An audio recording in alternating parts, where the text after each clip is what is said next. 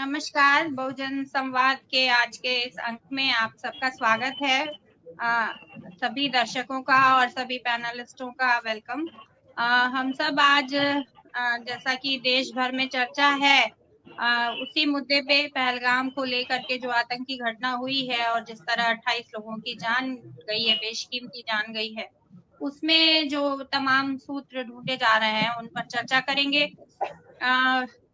तमाम social media पे एक रिपोर्ट टहल रही है जिसमें नवभारत टाइम्स की रिपोर्ट का हवाला दिया गया है कि एनआईए ने बुधवार को सुप्रीम कोर्ट को बताया, वहां के वकील ने, कि सितंबर 2021 में राजस्व खुफिया निदेशालय द्वारा मुद्रा बंदरगाह में जो रोकी गई थी 2988 किलोग्राम हेरोइन की खेप, उसकी आय का इस्तेमाल प्रतिबंधित पाकिस्तान स्थित लश्कर तैयबा की आतंकवादी गतिविधियों के वित्त पोषण के लिए किया गया था।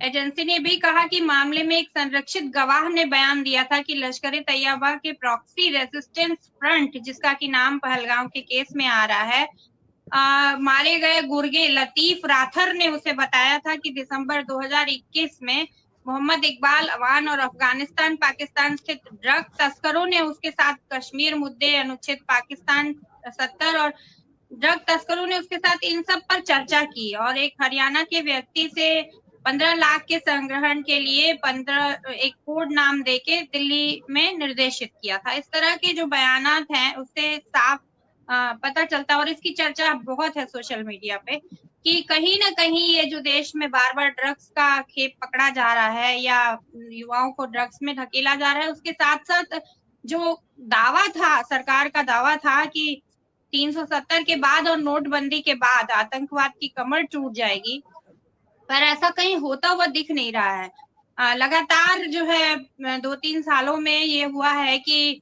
एक कुछ घटनाएं एकदम टारगेटेड किलिंग की हुई हैं, जिसमें सरकारी कर्मचारियों को, कुछ कश्मीरी पंडितों को और सेना के ऊपर भी हमले हुए हैं और बहुत सारी कीमती जानें गई हैं। और अभी तो ये हद हो गई कि उन्होंने पर्यटकों के ऊपर भी हमला किया, 28 लोगों की जान ले ली और उसमें सो कॉल्ड धर्म के नाम पर पूछकर जानबूझ करके किया इस तरह। जबकि ये भी एक तथ्य है कि पिछले दिनों सरकार द्वारा जो ये कहा गया कि बहुत सुरक्षित है अब कश्मीर और वहां आतंकियों की कमर टूट गई है, उनका नेक्सस हमने तोड़ दिया है, तो उसके बाद लोग इतने सुरक्षित महसूस करने लगे, उत्साहित हो गए कि 370 हट गया, गोया कि अभी तो हम कश्मीर में जाके खूब आराम से टहल घूम सकते हैं। करोड़ों लोग पिछले 2-3 सालों में कश्मीर में गए और उसके बाद अभी 25 लाख के करीब जो है आंकड़े आ रहे हैं कि लोग पिछले 2-3 महीनों में गए और उसका नतीजा हुआ कि कहीं ना कहीं सुरक्षा में ढिलाई हुई है। और ये भी जनरल बख्शी का बयान है जो उसके आधार पे कहा जा सकता है कि कश्मीर में डिप्लॉयमेंट जो है बहुत बुरी तरह घटाई गई है सुरक्षा बलों की। तो हम सब आज इस मुद्दे पे चर्चा करने के लिए यहाँ बैठे हैं। अपना जी उनके पास जाऊंगी। ये जो सूरत के एक युवा व्यापारी की रत्ना जी मौत हुई है, वहां पे दुखद मौत हुई है, हत्या हुई है आतंकवादियों के द्वारा, उसकी पत्नी के पास मंत्री जी पहुंचे और उसका वीडियो वायरल है और वो महिला रो रो कर, मैं भी गुजराती जानती हूँ इसलिए मैं समझ सकती हूँ कि वो बहुत ही मार्मिक तरीके से वो सवाल कर रही है, लेकिन एकदम वाजिब सवाल कर रही है कि आप, कोई नेता आता है तो आपकी सुरक्षा के लिए इतने सारे जवान होते हैं, इतने सारा काफिला होता है, हेलीकॉप्टर होता है, सब कुछ होता है, हमारे लिए वहां कोई व्यवस्था क्यों नहीं थी जब आधे घंटे तक जो है इस तरह तांडव चल रहा था और उसके बाद भी हम नीचे आकर हमने बोला कि लोग आधा घंटा तक जिंदा थे जो बचाए जा सकते थे, उनके पास कोई मदद नहीं पहुंची। और ये बहुत ही मार्मिक सवाल है, वो पूछ रही है उनसे कि मेरे बच्चों के फ्यूचर का क्या होगा और मेरा पति मुझे वापस चाहिए, मुझे और कोई मुआवजा नहीं चाहिए। बहुत ही दर्दनाक उसका वीडियो है, यंग औरत है, उसकी बात है। इस तरह की तमाम औरतें जो जिनके साथ भी ये हादसे हुए हैं वो सब इस तरह के सवाल कर रहे हैं और उससे कहीं ना कहीं हर आदमी दुखी और द्रवित है और आक्रोश में है। गुजरात कनेक्शन कहीं ना कहीं इस सारा ड्रग माफिया का और इस तरह का निकल रहा है। आप क्या रिएक्ट करेंगी इस पे रत्ना जी? जी जागृति जी, सबसे पहले ये सवाल सिर्फ हमारी सूरत की एक महिला का नहीं है, पूरा देश ये सवाल खड़े कर रहा है और यही नहीं, कई सारे सवाल खड़े हो रहे हैं। आज आप देखिए कि पूरा का पूरा सरकार का फेलियर इसके अंदर दिखाई देता है। यहाँ पे इंटेलिजेंस फेलियर, खुफिया एजेंसी का फेलियर दिखाई देता है। और जहां पर 2000 सैलानी थे, वहां पे 200 तो क्या 20 भी सुरक्षा कर्मी वहां पर हाजिर नहीं थे। और जिस तरह से बताया कि मतलब लोगों ने आके रिपोर्ट की, आधा घंटा 1 घंटा तक कहीं कोई तरह से उनको सुरक्षा तो ठीक, मतलब अब जो घायल हो चुके थे उनको बचाने वाला भी नहीं था। कितने लोग, आज 28 लोगों की जो रिपोर्ट आई उसमें कितने लोग बच सकते थे यदि समय सर उनको ट्रीटमेंट मिल गई होती, उनको हॉस्पिटल में ले जाया जा सकता होता तो। और यहाँ पे तो खुद मोदी के एक मंत्री है, उन्होंने कहा है कि हमारी सुरक्षा में चूक हुई है, परंतु उनके ये जो चूक होने वाली बात है उसको भी उनके ट्विटर से एक्स हैंडल अकाउंट से निकाल दिया गया। मतलब सरकार तो कोई जवाबदारी लेना ही नहीं चाहती है। अब रही मुद्रा पोर्ट की बात, अगर आप कहीं पर भी गूगल पे जाके गौतम अदानी के इतिहास के बारे में अगर खंगालेंगे तो आपको पता चलेगा कि गौतम अदानी पहले छोटा मोटा स्मगलर ही था। वो दुबई से इधर से उधर से छोटी मोटी स्मगलिंग करता था और फिर उसके कनेक्शन बन गए सरकार के साथ, और उसके बाद उसको सरकार के सारी की सारी सुविधाएं और टेंडर सब मिलते गए, और इस तरह से गौतम अदानी जो आज है वो आज बना। तो कहने का मतलब जैसे कहते हैं ना कि कुत्ते की पूंछ कितनी भी मतलब सीधी की जाए पर वो टेढ़ी की टेढ़ी रहती है, तो गौतम अदानी का मामला भी यही है। मैं तो जाहिर तौर पे कहना चाहती हूँ कि ये स्मगलर था, और मुद्रा पोर्ट लेने के बाद से इसी के ही पोर्ट से इतनी सारी ड्रग्स की जो कंसाइनमेंट होती है वो क्यों पकड़ी जाती है, और जागृति जो पकड़ी जाती है वो तो एक अलग बात है, पर जो अंदर घुसा दी जाती है उसका क्या। और यहाँ पे निया नेशनल सिक्योरिटी एजेंसी ने, नेशनल इंटेलिजेंस एजेंसी ने खुद कहा है कि अपना हलफनामा देके, एफिडेविट देके सुप्रीम कोर्ट में कि जो टेरर फंडिंग की जाती है उसका जो ये यहीं से होता है, जो ड्रग्स पकड़े जाते हैं, हेरोइन पकड़ी जाती है, और जो भी ये मादक द्रव्य लाए जाते हैं उसी से टेरर फंडिंग को सपोर्ट किया जाता है।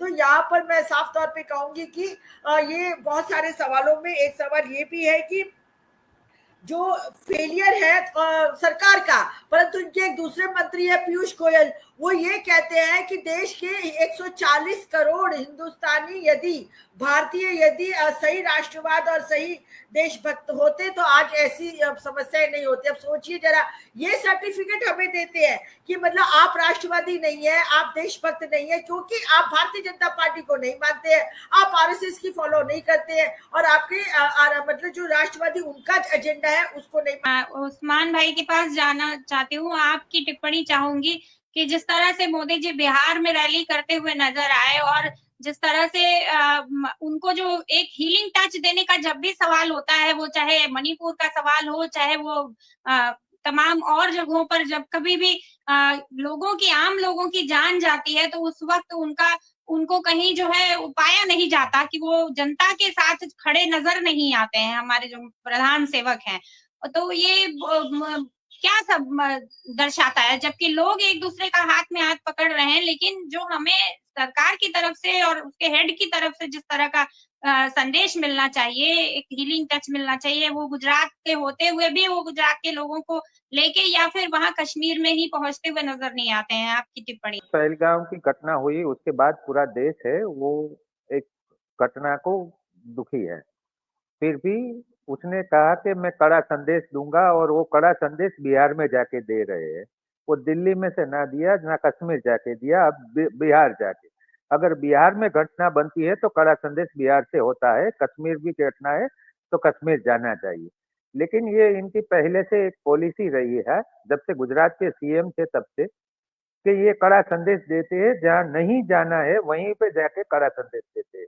ये सबसे पहला। दूसरा कि सिक्योरिटी की रीजन की वजह से ये हुआ है, बहुत सारे लोगों ने, ये सुरक्षा एजेंसी में जो काम करने वाले लोग हैं उन्होंने ये स्वीकार कर लिया है। तीसरा है कि जो आप गुजरात की जो मैं बात करूं खास तौर पे, तो गुजरात के किनारे पे जब भी कहीं पे ड्रग्स मिली गई तो उनको तोड़ने की एक बात हुई, उसमें बहुत सारे मछुआरों के घर तोड़ दिए गए। लेकिन जब अदानी पोर्ट पे इतना ड्रग्स मिला तो अदानी पोर्ट नहीं तोड़े आपने। दूसरी एक मैं बात बताऊं आपको कि जब अदानी पोर्ट है, वो आज की तारीख में सबसे ज्यादा कंटेनर हैंडलिंग करने वाला पोर्ट है। आज तक वहीं पे कंटेनर को स्कैन किए जाने वाला स्कैनर नहीं लगा हुआ है। आप कंडला पोर्ट जो तिवारी जी से अनुरोध करूंगी कि आप सोशल मीडिया पे एक बड़ा मजेदार कन्वर्सेशन हिंदुस्तान और पाकिस्तान के बीच में ऑनलाइन चल रहा है। उसमें एक युवा बच्चा वहां का बोलता है कि भारत आक्रमण करने जा रहा है, बहुत डरावनी स्थिति हो रही है। तो वो कहता है कि लेकिन इसमें नया क्या है, हम लोगों को मारने के लिए हमारी सरकारें ही काफी है। जी आप अपनी बात उस्मान भाई जी हाँ, तो क्योंकि आप देखें कि मुंद्रा में बहुत सारे रक्त चंदन से लेके बहुत सारी मटेरियल पकड़ी गई जो ना होनी चाहिए, और कभी भी कस्टम ने वो नहीं पकड़ा है। वो डीआरआई का जब छापा होता है, डीआरआई जब वहीं पे आता है तब पकड़ा जाता है। तो सवाल ये होता है कि सुरक्षा की जिस तरह से हमें चाहिए उस तरह से सुरक्षा नहीं है। जब से एयरपोर्ट हाथ में आया है तब से आप एयरपोर्ट देखिए कि आपको अहमदाबाद एयरपोर्ट में सबसे ज्यादा गोल्ड की स्मगलिंग मिलेगी, वहीं पर ड्रग्स पेडलर भी मिलेंगे कि ड्रग्स लेके घुस गए, कैसे घुसे पता नहीं। तो मेरा कहना ये है कि जब से आपने प्राइवेटाइजेशन की ओर गए हैं तब से इस देश में सुरक्षा की खामियां नजदीक दिखी जा रही है, और फिर भी आप प्राइवेटाइजेशन और कॉर्पोरेट के सेक्टरों के हाथ में जहां पे जो नहीं देना चाहिए वो आप दे रहे हो, वो पोर्ट हो या एयरपोर्ट हो, अलग अलग जिस तरह से, तो उसकी वजह से देश की जनता और देश की सुरक्षा खतरा है।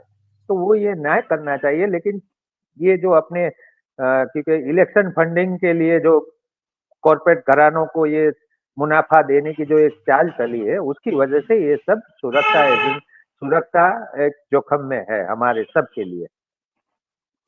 धन्यवाद उस्मान भाई। अंतिम बातचीत हमारे डॉक्टर आनंद प्रकाश तिवारी से कहूंगी कि जो सुरक्षा में खामियां हैं उसके पीछे कहीं ना कहीं ये कारपोरेट को सपोर्ट करना एक्स्ट्रा और अपनी सुरक्षा में कटौती करना, सुरक्षा बलों में कटौती करना, सेना के जवानों में कटौती करना, ये एक सीधा कारण दिखाई देता है।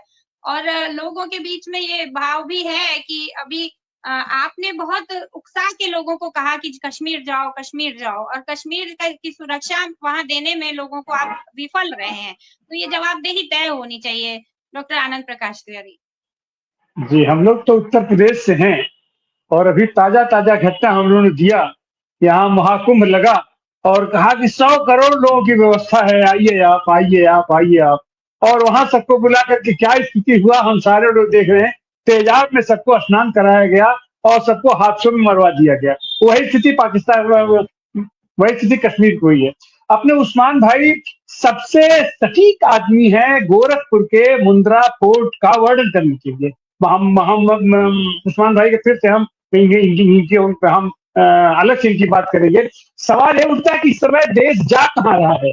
यह सरकार खुद कहती है कि हम तो बिजनेस करने वाले हैं, हमारा काम लोक कल्याण का नहीं है। लोक कल्याण का नहीं है मतलब भाई 3 ही तो काम होता है प्रमुख रूप से, शिक्षा, स्वास्थ्य और सुरक्षा। अगर यह चीज भी आप नहीं देते हैं तो आपकी जरूरत क्या है? जब सारा काम प्राइवेट एजेंसियों को ही दे देना है तो आपकी जरूरत क्या है? और प्राइवेट एजेंसियां जब जाती हैं तो जाहिर सी बात है कि वो धंधा करने के लिए जाती हैं। तो धंधाबाज तो अपना देखेगा, अपना प्रॉफिट देखता है। और इस संकट में आज की तारीख में अमेरिका से लेकर के भारत तक इसमें फंसा हुआ है। इसको कारपोरेट के हाथ में हमने अपनी पूरी अस्मिता हमने बेच दी है। ये जैसे अमेरिका में ये ट्रंप महोदय देते हैं अपना मस्क को, और भारत में इन्होंने अधिकांश हिस्सा दे दिया है अडानी को। अडानी मतलब जब आपने पोर्ट पर दे दिया, जब सरकार रहती है तो सरकार अपने तरीके से चेक करती है, लेकिन जब आप पूरा आधिपत्य उस चीज को दे दिए तो पोर्ट पर क्या उतर रहा है, कैसे उतर रहा है, सारी हैंडलिंग तो उसकी है। तो जो कोई चोरवा वही डोरी के साथ। तो अडानी जैसा आदमी जो केवल ब्लैक मार्केटियर ये है, खाली धंधा ही करता है, आप उसको पोर्ट दे दिए तो पोर्ट में क्या उतर रहा है, कैसे उतर रहा है, इसको चेक कौन करेगा, उसको बैलेंस कौन करेगा? खुला खेत फरुखाबाजी उसका हो गया। आप उसको रेल दे रहे हो, आप उसको भेज दे रहे हो, आप उसको एयरपोर्ट दे रहे हो, तो यह तो आप कहीं ना कहीं से सीधा आमंत्रण दे रहे हैं। और इनके उस मुंद्रा एयरपोर्ट इनकी सरकारी एजेंसी का है ना मामला, ये तो उसकी रिपोर्ट है कि उससे इतना बड़ा ड्रग आया। अभी अभी आप उस्मान भाई बता रहे थे कि पहले फुटकर ड्रग आता था मछुआरों के नाव पर, तो उनका पूरा घर उजाड़ दिया जाता था, उनका नाव उजाड़ दिया जाता था, अपना उनको उजाड़ दिया जाता था। लेकिन 3-3 हजार किलो ड्रग आता है और उसका कहीं अता पता नहीं चलता। उसका पता चलता है कि वो तो एक छोटे से कमरे में उसकी ऑफिस है, लेकिन तो और फिर उसके बाद उस ड्रग का इस्तेमाल, जाहिर सी बात है यह तो बहुत बड़ा रैकेट है, उस ड्रग का इस्तेमाल भारत में आतंक फैलाने वाले लश्कर तैयबा के खाते में जाता है, वो लोग उसका करते हैं। तो जाहिर सी बात है जब हम उनको सप्लाई करेंगे तो हम उनको सुरक्षा भी प्रदान करेंगे। तो उनको सुरक्षा कैसे प्रदान किया गया? तो उनके कृत्यों में सीधे सीधे सहभागिता हुई है, वहां से सेना हटाई गई है। अब एक बात खुलकर के सामने आ गया। जीडी बख्शी जैसा आदमी चीख के कह रहा है कि वहां पर सेना क्यों हटा दी गई, उसी समय सेना क्यों हटाई गई। अब जैसे पुलवामा था, वहां से लेके वहां तक के बीच में जब पूरी रेकी हो रही थी, तो इतना ज्यादा आरडीएक्स एकाएक वहां कैसे होगा, क्या हुआ? तो जाहिर सी बात है, सबसे दुखद पहलू यह है कि हमारी सरकार, हमारा शीर्ष नेतृत्व इस भूमिका में शामिल है। अब ये आरोप कहने की जाहिर सी बात हमको भी अभी देशद्रोही साबित कर दिया जाएगा। लेकिन जो परिस्थितियां हैं वो बता रही हैं, जहां इतने सैलानी जा रहे हैं, 6000 आबादी का वह गांव है पहलगांव, वहां के लोग जूझते हैं, वहां के लोग बचाते हैं, लेकिन एक भी सुरक्षा कर्मी वहां नहीं है मदद के लिए सरकार की तरफ से। और आप यहां से आमंत्रित करते हैं, आइए अब तो कश्मीर सर्व हो गया, 370 हत्या, और इन्हीं के ट्रोलर लोग आज की तारीख में ट्रोल कर रहे हैं कि कश्मीर हमारा है, लेकिन कश्मीरी हमारे नहीं है,